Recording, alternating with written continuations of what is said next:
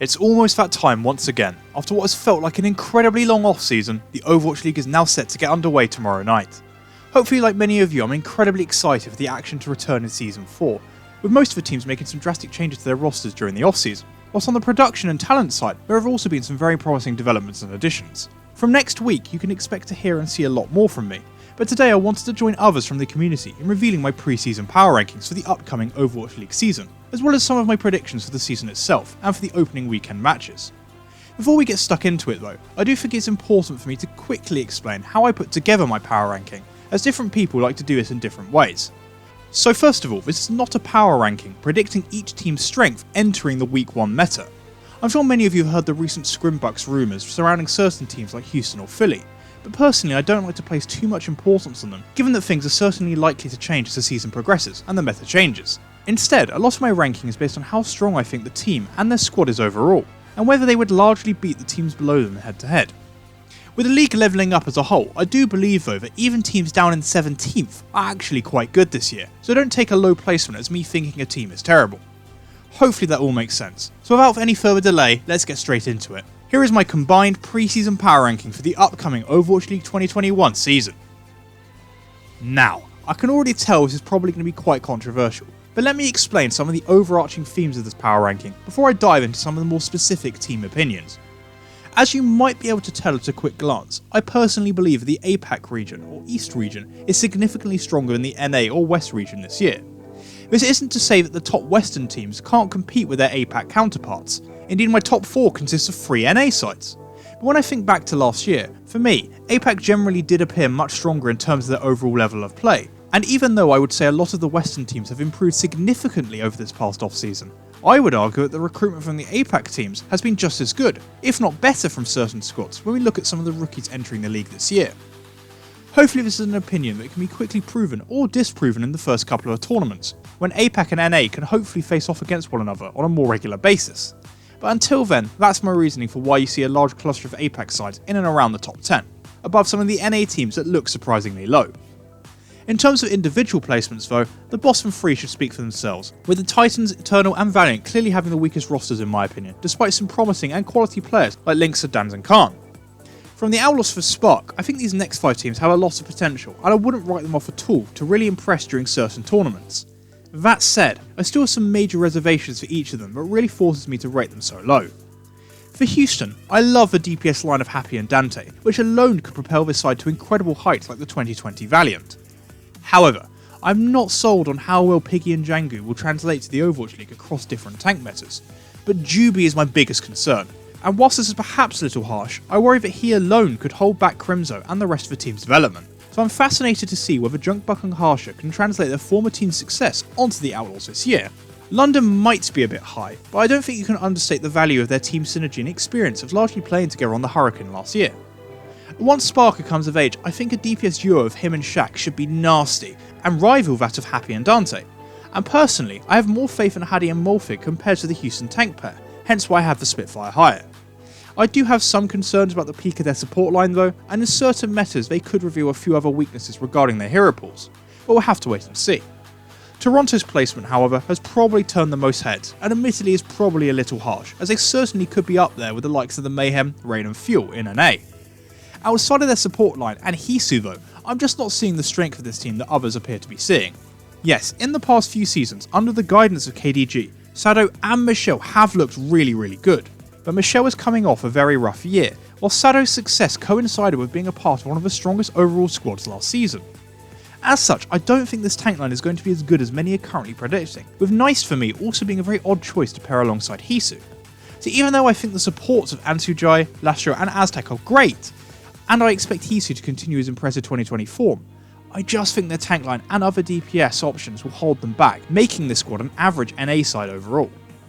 Boston's placement meanwhile is primarily down to 3 areas: head coach Laurie, the DPS line and the support line. I personally rate Laurie very highly after his work on WGS Phoenix last year, and the DPS pairing of I'm37 and Valentine in front of a support duo of Faith and Myungbong looks on paper to be very exciting and could take Boston to another level this season.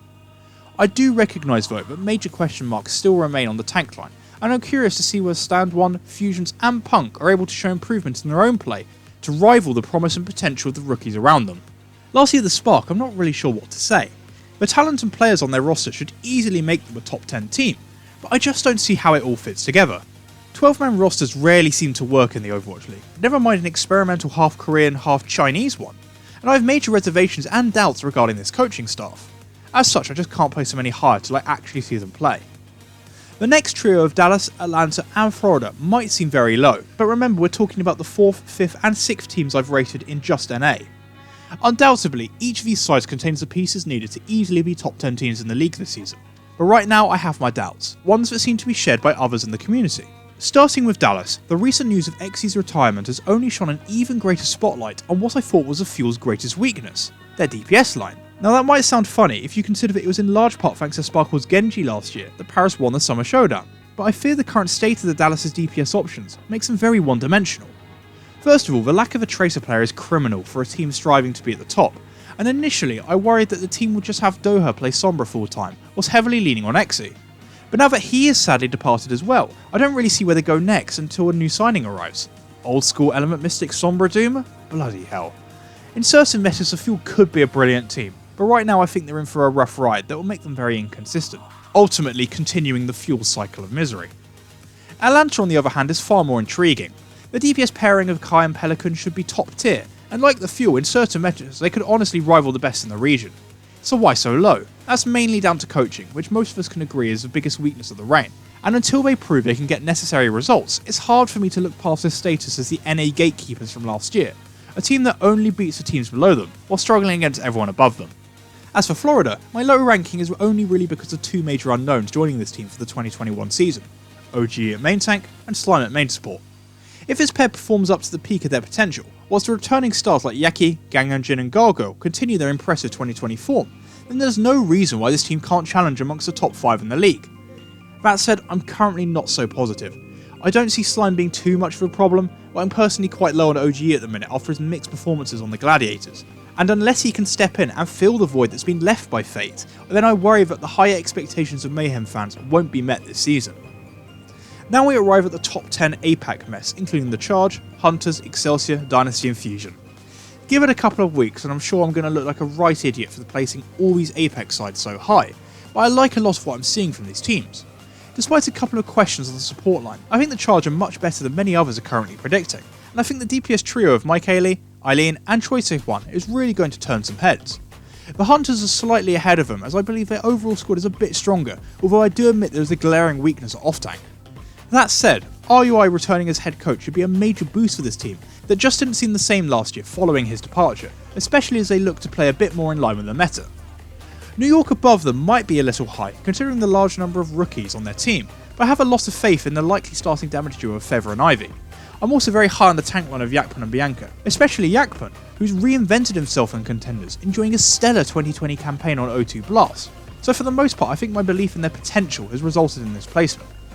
For me though, Seoul ahead of these three other teams just makes sense. I know a lot of people are very low on the Dynasty this year, and it's a fair position to have considering they lost more regular season games than they won in 2020, whilst only reaching 2 finals on the back of favourable metas. But this off-season I think they've made key changes to their philosophy that will really help them this year. Firmly bringing in 2U at off-tank after a very impressive end to his time into contenders with Gen G, was having Gesture and Marvel rotate at main tank. This should finally help Seoul restore some stability on the tank line, and thus allow them to perform well, more consistently throughout different metas. And if they are joined by strong performances from Profits, a continued growth from Creative, then even if Animo proves to be a downgrade from Toby, then there's little doubt in my mind that Seoul can't be challenging near the top of APAC in 2021. Philly though are a strange and difficult case. Had they not had their visa issues, they are easily mixing it up with the teams that I've ranked above them. But following the recent reinforcements of Toby and Hopper, this is a position I finally settled on. I do think compared to last year, the Fusion have seen a bit of a downgrade at their tank line, but at full strength they should still be a top tier team, behind players like Carpe, Funny Asher and Alarm. The main question is how long till they reach full strength. Maybe a tournament or two, but we'll have to wait and see, and whether the tank line of Mano and Hopper in the meantime can still see them compete with the other APAC sides. Finally, there's my top 4. Everyone knows the quality of these teams, so I don't think I need to go too in depth here. The only thing I really need to do is explain how and why I decided upon this order. Washington could end up being the number 1 team in the West if Decay continues his incredible displays, now backed up by an on-paper incredible tank line of Mag and Fury. Clearly though his supports of Closer and Bebe have a lot to prove, and this potential weakness is the biggest of these 4 teams, hence their current position. The most controversial pick here, however, is probably the choice of the LA Gladiators above the San Francisco Shock, as to be honest, in terms of their overall squads, if each plays up to their potential, there isn't much to pick between them here. In many ways then, this is more of a gut feeling than anything else, with the Shock even last year failing to finish the regular season in first place, something that's happened the past 2 years, to Vancouver and then Philly, and I could see the same happening again this year. I also think that even though there are some questions surrounding the Gladiators lineup at every position, and also with their coaching staff who aren't fully trustworthy, that's not to say the Shock are in the clear completely themselves. Glister, Nero and Tayo all need to prove themselves alongside Striker, whilst I'm curious to see whether FDE God can fill the shoes of Moth. And ultimately, their opening weekend matchup between one another should be a fantastic early indicator as to whether I've got their positions right. In the end though, I had to put Shanghai at number 1. Not only do I feel that APAC is stronger as an overall region, but I just don't see any real weaknesses with this side whatsoever. Perhaps Fate could prove to be a downgrade from Fearless, but given his past history with Coach Moon, I think this is unlikely. Molly meanwhile acts as a great complement to an already great support line. All in all then, if the DPS continues to play at the level they showed in 2020, then Shanghai clearly have to be one of the favourites to win this year, and right now if I had to make a prediction, they would be my pick to win it all at the end of the season. So that's my 2021 preseason power ranking. Be sure to tell me how wrong I am in the comments down below. But before you do, I think it would be a good idea just to see how this ranking is broken down by region, because I don't think it looks nearly as controversial in this format that you can see here. Also, compared to the power ranking that you all contributed to over the past few weeks, I wouldn't say that our feelings are a million miles away from one another, outside of my opinion of seeing the APAC region considerably stronger than the NA region.